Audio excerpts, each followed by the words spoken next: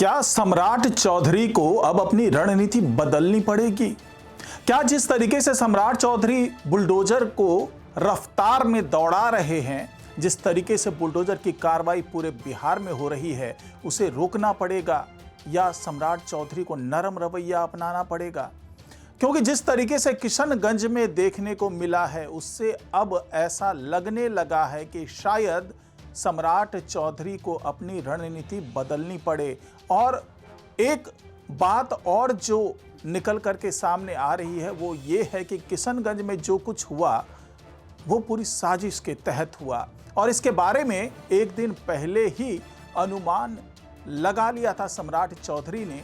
इसके बावजूद जिस तरह की हरकत की अतिक्रमणकारियों ने, उसके बाद से अब रणनीति बदलने पर मजबूर होने वाले हैं सम्राट चौधरी। तो अगली रणनीति क्या होगी? क्या बुलडोजर के साथ और सख्ती बरती जाएगी या फिर कुछ नरम रवैया अपनाएंगे सम्राट चौधरी? इसी पर चर्चा होगी आज के इस वीडियो में, तो इस वीडियो को आखिर तक जरूर देखिएगा।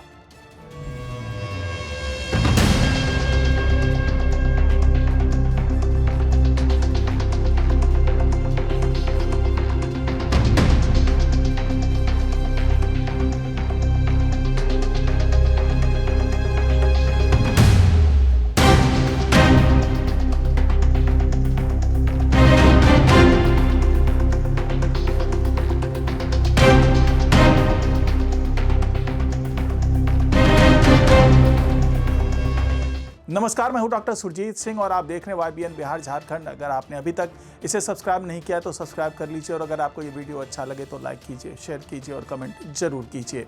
तो किशनगंज में हंगामा होता है, बुलडोजर के पहुंचते ही लोग लामबंद होने लगते हैं, रोड़ेबाजी शुरू हो जाती है। जो वहां पर अधिकारी पहुंचे हुए थे उन्हें अपनी जान बचाकर भागने पर मजबूर होना पड़ता है। सीओ साहब बड़ी दिलेरी के साथ नगर परिषद की टीम लेकर के वहां पहुंचे थे। जो सदर थाना क्षेत्र का जो खगड़ा इलाका है, जो कालू चौक मेला ग्राउंड है, वहां पर जिस तरीके से दिखा और जिस तरीके से रोड़ेबाजी हुई, वहां पर पहुंचे अधिकारियों को जान बचाने पर मजबूर होना पड़ा। जैसे अमीन पर चाकू से वार किया गया, वो गंभीर रूप से घायल हो गए। उसके बाद जो बुलडोजर का चालक था उसे भी भागना पड़ा गाड़ी छोड़ करके। फिर जो ट्रैक्टर लेकर के पहुंचा हुआ व्यक्ति था, जो चालक था, उसे भी गाड़ी छोड़ करके भागना पड़ा। और आपको बता दूं कि ऐसा नहीं है कि केवल यही चालक और अधिकारी वहां पहुंचे थे, बल्कि साथ में 10 पुलिसकर्मियों की टीम भी थी। इसके बावजूद हालात बेकाबू हो गए, पुलिसकर्मियों को भी वहां से भागना पड़ा। तो सोचिए कितनी बड़ी लामबंदी थी और कितने बेहतर तरीके से इसका विरोध किया गया। तो इस विरोध को देखते हुए सवाल उठने लगे कि क्या ये जो बुलडोजर की कार्रवाई हो रही है वो सही दिशा में नहीं हो रही है? क्या ये जो भीड़ आई थी जिसने रोड़ेबाजी की, पत्थरबाजी की, वो भीड़ आई हुई भीड़ थी या लाई हुई भीड़ थी?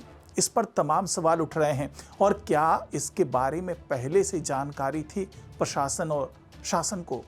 क्योंकि एक दिन पहले ही AIMIM के 5 विधायक मिलते हैं जाकर के नीतीश कुमार से और सम्राट चौधरी से। मैंने इस पर एक वीडियो भी बनाया है, ये आप देख सकते हैं।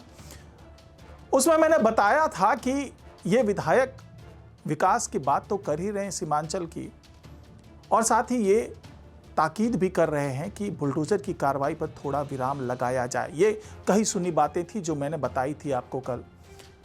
तो क्या ये जो कही सुनी बातें हैं ये वाकई सच्चाई थी?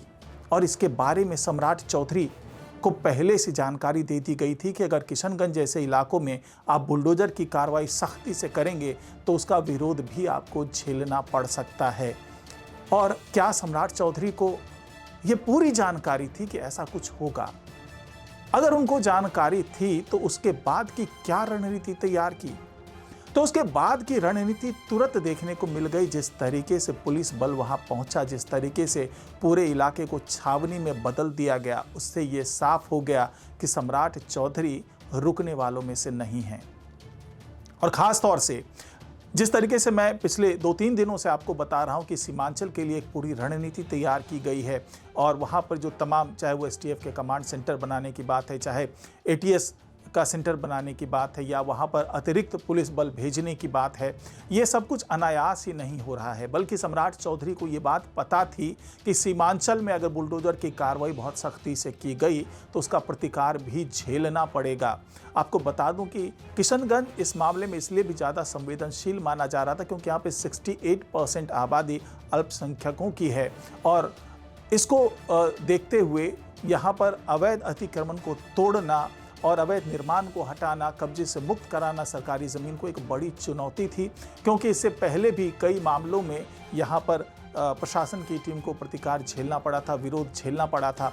हालांकि जो मौके पर मौजूद लोग हैं, जो दुकानदार हैं, जिन्होंने विरोध प्रदर्शन भी किया, जिन्होंने पुलिस टीम पर हमला भी किया, अधिकारियों पर हमला किया, उनका ये पक्ष है कि हमारे साथ पक्षपातपूर्ण कार्रवाई की जा रही थी, क्योंकि बहुत से मकान ऐसे थे जो सरकारी ज़मीन पर बने हुए थे लेकिन उस पर कार्रवाई नहीं की गई और हमारे जो दुकान थे, हमारी जो ज़मीन थी जिस पर हमने बनाया हुआ था, मकान बना हुआ था, दुकानें बनी हुई थी, उस पर बिना नोटिस के कार्रवाई की गई। हालांकि प्रशासन का उल्टा दावा है। उनका कहना है कि बहुत पहले से ही इन्हें बता दिया गया था कि आप अपने अतिक्रमण को हटा लें, नहीं तो इस पर कार्रवाई हो सकती है। लेकिन प्रशासन की टीम पहुंचने तक उन्होंने इसे हटाना मुनासिब नहीं समझा और उनको ऐसा लगा कि पटना तक हमारी बात पहुंच रही है और इस कार्रवाई को रोक दिया जाएगा।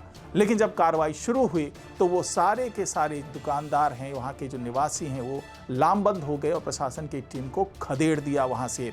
हालांकि हो सकता है कि इसी विरोध प्रदर्शन का इंतजार किया जा रहा था, क्योंकि अभी तक जितनी भी कार्रवाई हुई है बुलडोजर की, जो बुलडोजर एक्शन चल रहा है बिहार में, अभी तक इतनी बड़ी कार्रवाई या कह लें कि इतने बड़े विरोध का सामना करना नहीं पड़ा था। पहली बार ऐसा हुआ है कि किशनगंज में इतने बड़े विरोध का सामना करना पड़ा है। लोगों ने धारदार हथियारों से प्रशासन की टीम पर हमला किया।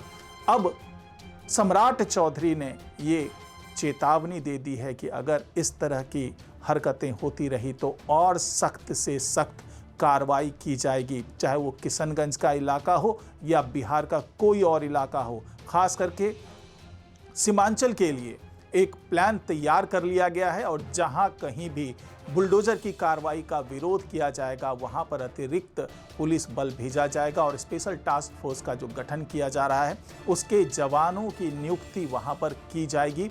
ये साफ साफ संदेश दे दिया है सम्राट चौधरी ने और आने वाले दिनों में इसका असर दिखने वाला है, क्योंकि ये केवल किशनगंज का मामला नहीं है, ये केवल अररिया, कटिहार और पूर्णिया का मामला नहीं है, ये मामला पूरे बिहार का है। और किसी भी तरीके से भूमाफिया अगर भीड़ की आड़ में अपनी मनमानी करना चाहेंगे तो उनको माकूल जवाब दिया जाएगा और ऐसे माफिया को पुलिस अपने शिकंजे में भी जकड़ेगी और जो जेल की सलाखें हैं उसके पीछे पहुंचाने का काम किया जाएगा। क्योंकि किशनगंज में जिस तरीके से ये घटना हुई है उसके बाद से पूरा इलाका जो है पुलिस छावनी में तब्दील कर दिया गया है और साथ ही वहाँ पर जो रिकॉर्डिंग हुई है उसके आधार पर जो आरोपी हैं, जो उपद्रव करने वाले लोग हैं, जो उपद्रवी हैं, उनकी पहचान की जा रही है, शिनाख्त की जा रही है और हर उस घर तक पहुँचा जा रहा है जहाँ से ये लोग आए थे। और हो सकता है कि बुलडोजर अब उन घरों की तरफ भी रुख करे, उन घरों की भी पूरी जांच पड़ताल की जाए कि कहीं ये भी तो अवैध तरीके से नहीं बनाया गया है। तो अब जो आगे की कार्रवाई होगी सम्राट चौधरी की, उसी से पूरे बिहार में बुलडोजर एक्शन की दशा और दिशा निर्धारित की जाएगी। तो आने वाले 2 से 3 दिनों में ये बात समझ में आ जाएगी विरोधियों को भी, जो इस तरह की हरकत कर रहे हैं, जो विरोध कर रहे हैं, जो उपद्रवी हैं, उनको भी बात समझ में आ जाएगी कि अब ये कार्रवाई रुकने वाली नहीं है। चाहे आप कितना भी उछल लें, कितना भी विरोध कर लें, लेकिन सम्राट चौधरी अब रुकने वालों में से नहीं हैं। तो आज की रिपोर्ट में फिलहाल इतना ही। नमस्कार।